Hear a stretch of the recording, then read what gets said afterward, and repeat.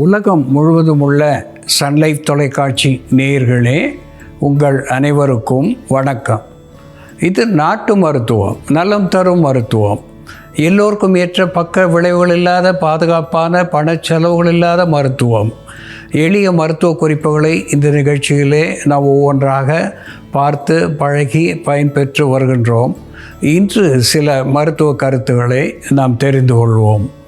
அகாலிபா இண்டிகா என்று தாவர பெயராலே சுட்டப்பெறுவது குப்பை மேனி என்று தமிழிலே சொல்லப்பெறுவது.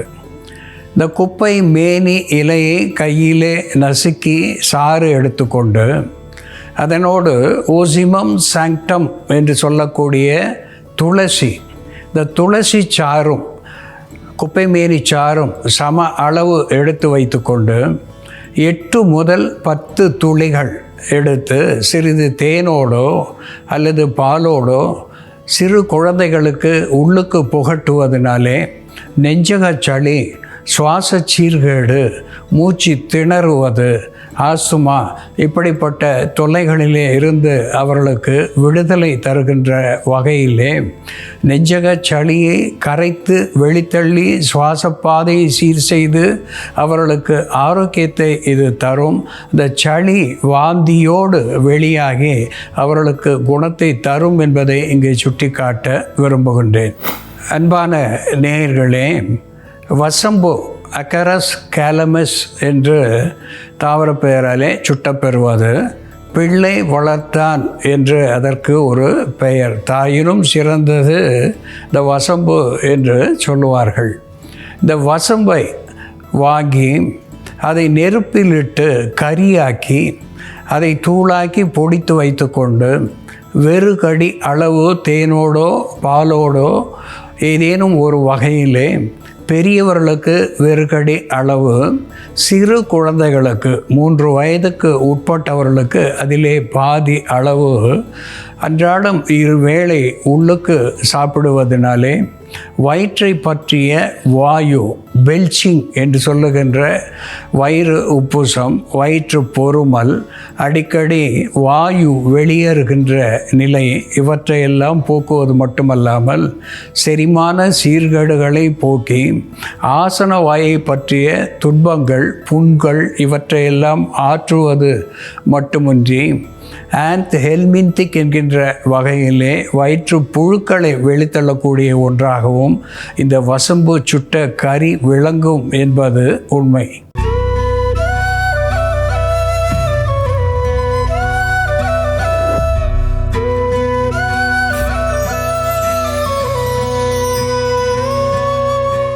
அன்பான நேயர்களே, அசாடிரச்சா இண்டிகா என்று தாவர பெயராலே சுட்டப்பெறுவது வேம்பு, வேப்ப மரம் என்ற தமிழ் பெயரை பெற்றிருக்கிறது. நிம்பா என்று வடமொழி பெயராலே அழைக்கப்பெறுவது வேப்பா என்று தெலுங்கு பாஷையிலே வேப்பாக்கு என்று கூட தெலுங்கு பாஷை பெயரை பெற்றிருக்கிறது. இந்த வேம்பு ஒரு anti bacterial, anti fungal, anti microbial, anti inflammatory, analgesic என்கின்ற மருத்துவ குணத்தை பெற்றிருக்கிறது. ஆன்டி வைரல் என்கின்ற நுண்கிருமிகளை போக்குகின்ற ஒன்றாக இது திகழ்வதினாலே அம்மை கண்டபோது, அதிகமான நோய்கள் உண்டான போது இந்த வேப்பிலையை, குறிப்பாக இந்த வெயில் கால வேணிற்கால நோய்கள் உற்றபோது வேப்பிலையை நம்முடைய முற்றத்திலே கொத்தாக சொருகி வைப்பது வழக்கம். இந்த வெயில் காலத்திலே வரக்கூடிய நோய்களை வாசலிலேயே நிறுத்தக்கூடிய ஒரு மெட்டல் டிடெக்டர் போல இது நின்று நோய் கிருமிகளை உள்ளுக்கு வராமல் தடுக்கக்கூடிய ஒன்றாக திகழ்கிறது. இது மிகுந்த கசப்பாக இருந்தாலும் பித்த பையிலே இருக்கின்ற உபரி பித்தத்தை வெளித்தள்ளி மஞ்சள் காமாலையை போக்குகின்ற ஒன்றாக திகழ்கிறது. இது இந்திரியத்தை அதிகப்படுத்தக்கூடியதாக விளங்குகிறது. அதோடு கூட புத்தியை கூர்மைப்படுத்தக்கூடிய ஒன்றாக, புத்தி கூர்மைக்கு இதனுடைய துளிர் இலைகளை நாம் எடுத்து அன்றாடம் ஒரு சுண்டைக்காய் அளவு சாப்பிடுகின்ற நிலையிலே புத்தி கூர்மையை தரக்கூடிய மெமரி பூஸ்டர் என்கின்ற வகையிலே இது பயன் தருகிறது. இதனுடைய பட்டைகள் கூட ஒத்த மருத்துவ குணத்தை பெற்றிருக்கின்றன. இதை புறமருந்தாகவும் உள்மருந்தாகவும் பயன்படுத்தினாலே மஞ்சள் காமாலை மற்றும் குருதியிலே இருக்கின்ற அசுத்தங்கள் இவற்றையெல்லாம் வெளித்தள்ளக்கூடியதாக விளங்குகிறது. இந்த வேம்பு எப்படி மருந்தாகிறது என்று செயல்முறையிலே பார்ப்போம், வாருங்கள். நேயர்களே, நாம் இன்னைக்கு வேப்பம் பட்டை மற்றும் வேப்பம் துளிரோட மருத்துவ குணங்கள் என்ன, இவை இரண்டையும் எதற்கெல்லாம் எப்படி மருந்தாக பயன்படுத்துறதுன்னு பார்க்கலாம். முதல்ல நம்ம வேப்பம் பட்டையை பயன்படுத்தி நமக்கு சீதளம் அதிகம் ஆகிறதுனால ஏற்படக்கூடிய தலைவலி, வாதம் அதிகமாகிறதுனால ஏற்படக்கூடிய உடல் வலி, பித்தம் அதிகமாகிறதுனால ஏற்படக்கூடிய தலை சுற்றல் போன்ற பிரச்சனைகளையும் தோல் நோய்களையும் சரி செய்யக்கூடிய குளியலுக்காக பயன்படுத்தக்கூடிய ஒரு தைலம் தயார் பண்ணலாம். இதற்கு தேவையான பொருட்கள்: வேப்பம் பட்டை, பூண்டு, அதிமதுரம், மிளகு, சீரகம், நல்லெண்ணெய், கஸ்தூரி மஞ்சள். பாத்திரத்தில் நல்லெண்ணெய் விட்டுக்கலாம். வேப்பம் பட்டையை நம்ம இங்கே பொடிச்சு வச்சுருக்கோம், சின்ன சின்ன துண்டுகளாக பொடிச்சு வச்சுருக்கோம். வேப்பம் பட்டை நம்ம மருந்துக்காக வேப்பம் பட்டையை எப்போ பயன்படுத்தினாலும் நன்கு முதிர்ந்த மரம், பழைய மரத்துலேருந்து இந்த பிளவாக வரும் அந்த பட்டைகள் எல்லாமே முதிர்ந்த மரத்தில் பிளந்து வந்திருக்கும். அந்த மாதிரி பிளந்து வந்த பட்டைகளை எடுத்து பயன்படுத்தும் பொழுது அந்த மருந்தோட வீரியம் அதிகமாக இருக்கும். நம்ம பொடிச்சு வச்சுருக்க வேப்பம் பட்டை நம்ம 100 கிராம் அளவுக்கு ஆயில் எடுத்தோம்னா, 100 ml அளவுக்கு ஆயில் எடுத்தோம்னா 10 கிராம் அளவுக்காவது வேப்பம்பட்டை சேர்க்கணும். வேப்பம்பட்டை சேர்த்துக்கலாம். வேப்பம்பட்டையோட நம்ம இப்போது சீரகம் சேர்த்துக்கலாம். சீரகம் 5 கிராம் அளவுக்கு, 5 கிராம் அளவுக்கு மிளகு தட்டி போட்டுக்கலாம்.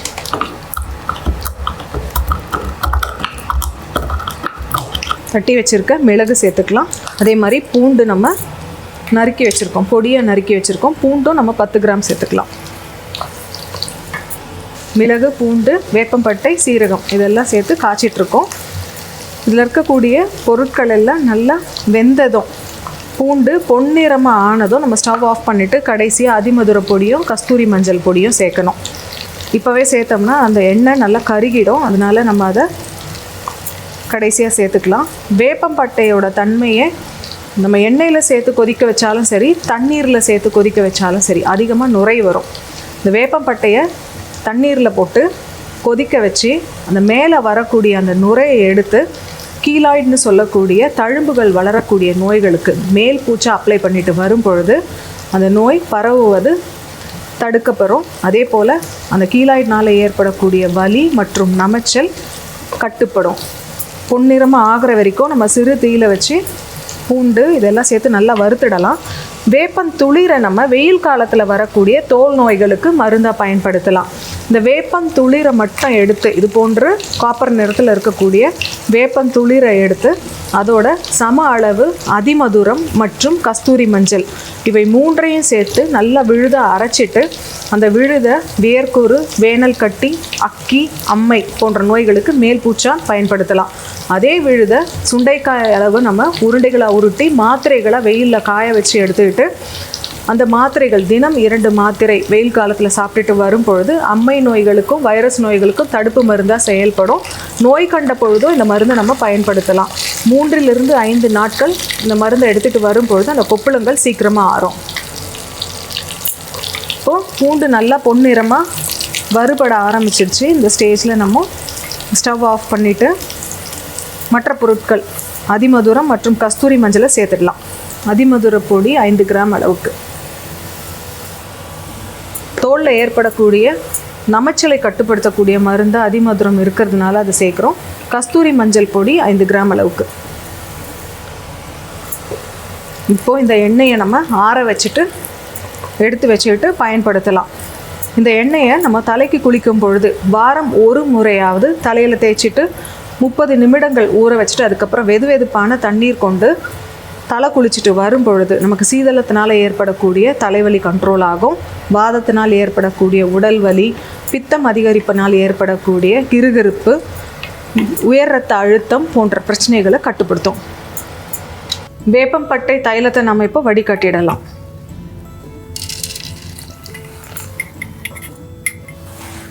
நல்லெண்ணெய், வேப்பம்பட்டை, மிளகு, பூண்டு, சீரகம், அதிமதுரம் மற்றும் கஸ்தூரி மஞ்சள் சேர்ந்த இந்த தைலத்தை நம்ம வாரம் ஒரு முறை தலை குளிப்பதற்காக பயன்படுத்திட்டு வரும் பொழுது பித்தம், சீதளம் மற்றும் வாதத்தினால் ஏற்படக்கூடிய நோய்களையும் தோல் நோய்களையும் கட்டுப்படுத்தக்கூடிய மருந்தாக இது செயல்படும். அன்பான நேயர்களே, இந்த வேம்பு அதனுடைய பலனை பற்றி தேரையர் என்கின்ற முனிவர் தன்னுடைய வெண்பாவிலே சொல்லுகின்ற பொழுது, புந்தியை தீட்டுவிக்கும், புன்பிணியை ஓட்டுவிக்கும், புந்தியை தீட்டுவிக்கும், புன்பிணியை ஓட்டுவிக்கும், இந்தியத்தை நன்றாய் இசைவிக்கும், சந்ததமும் வீருண்டாம், கல்ப மருந்துமாகும் என்று சொல்லியிருக்கின்றார். புந்தியை, இந்த வேம்பு மட்டுமே தனியாக நாம் பயன்படுத்துகின்ற பொழுது நமக்கு புத்தியை கூர்மையாக்கி, கத்தியை தீட்டுகின்ற வகையிலே இது புத்தியை தீட்டுகின்ற ஒன்றாக விளங்குவதனாலே புத்தியை தீட்டுவிக்கும், புண் பிணியை ஓட்டுவிக்கும். புண் என்பது காயம், ரணம். இவை வெளிரணமாக இருந்தாலும் சரி, உள்ரணமாக இருந்தாலும் சரி, அவற்றை போக்குவிக்கக்கூடியதாக விளங்குகிறது. இந்தியத்தை நன்றாய் இசைவிக்கும் என்று சொல்லுகின்ற பொழுது இந்திரியம், இந்திரியம் என்று சொல்லுகின்ற பொழுது விந்து உற்பத்தி. இந்த விந்து உற்பத்தியை அதிகப்படுத்தக்கூடியதாக, விந்திலே இருக்கின்ற குறைபாடுகளை போக்கக்கூடிய ஒன்றாக இது விளங்குவதனாலே இந்திரியத்தை அதிகப்படுத்தக்கூடிய ஒன்றாக இது திகழ்கிறது. அதோடு கூட கல்ப மருந்தும் ஆகும் என்று சொல்லியிருக்கின்றார்கள். ஆயுள் வளர்க்கின்ற ஒன்றாக, ஆன்டி ஏஜிங் என்று சொல்லுகின்ற வகையிலே வயது முதிர்வை தடுக்கக்கூடிய ஒன்றாக இது விளங்குகிறது. இதை புறமருந்தாக பயன்படுத்துகின்ற பொழுது கொப்புளங்கள், அக்கிகள் போன்ற ஆன்டி வைரல் என்கின்ற நிலையிலே பயன் தந்து அத்துணையும் போக்குகிறது. வேணிற்கால வேர்க்குருவை போக்கக்கூடியதாக விளங்குகிறது. இதனோடு குர்குமா அரோமா என்று சொல்லக்கூடிய கஸ்தூரி மஞ்சள் நாம் சேர்க்கின்ற பொழுது, மஞ்சள் ஒரு anti bacterial, anti fungal, anti microbial, anti viral என்கின்ற வகையிலே நுண்கிருமிகளை, நோய் கிருமிகளை தாக்கக்கூடிய ஒன்றாகவும் குளிர்ச்சி தரக்கூடிய ஒன்றாகவும் விளங்குகிறது. இதனோடு கிளிசரைசா கிளாப்ரா என்று சொல்லக்கூடிய அதிமதுரம், இதுவும் நோய் கிருமிகளை தாக்கக்கூடிய ஒன்றாக, குறிப்பாக வைரஸ் என்று சொல்லக்கூடிய நுண்கிருமிகளை போக்கக்கூடியதாக, குருதி ஓட்டத்தை சீர் செய்யக்கூடியதாக விளங்குகிறது. இதனோடு பெப்பர் நைக்ரம் என்று சொல்லக்கூடிய பெப்பர், மிளகு ஒரு ஆன்டிடோட், ஆன்டி இன்ஃப்ளமேட்டரி, அனால்ஜெசிக் என்கின்ற மருத்துவ குணத்தை பெற்று இது வலி வீக்கத்தை கரைக்கக்கூடியதாக விளங்குகிறது. கியூமினம் சைமினம் என்று சொல்லக்கூடிய சீரகம் அனைத்து பொருளுக்கும் ஒத்த மருந்தாகி அகத்துக்கு சீரான ஒரு பயணத்தை தரக்கூடியதாக இது விளங்குவதனாலே, அகத்தை சீர் செய்ய வைப்பதனாலே இதுக்கு சீரகம் என்று சொல்லியிருக்கிறார்கள். இந்த சீரகம், கஸ்தூரி மஞ்சள், மிளகு, அதிமதுரம், அதனோடு வேப்பம், பட்டை இவை சேர்ந்த எண்ணெய் தைலமாக இங்கே நாம் வைத்திருக்கின்றோம். இதை தலைக்கும் சரி, உடலுக்கும் சரி வாரம் ஒரு முறை தேய்த்து நாம் குளிப்பதினாலே இந்த டேண்ட்ரஃப் என்று சொல்லக்கூடிய தலைமுடியை பற்றிய தொல்லைகள், அரிப்பு, தலைமுடி கொட்டுவது, இவற்றிலே இருந்து நமக்கு விடுதலை கிடைக்கிறது. சொறி, சிரங்கு போன்றவற்றையும் போக்கக்கூடியதாக விளங்குகிறது என்பதை மறத்தல் ஆகாது. அன்பான நேயர்களே, வேம்பு எப்படி மருந்தாகிறது என்று நாம் பார்த்து தெரிந்து கொண்டோம். இதுபோல வேறு ஒரு மருத்துவ குறிப்போடு நாம் மீண்டும் சந்திப்போம். நன்றி, வணக்கம்.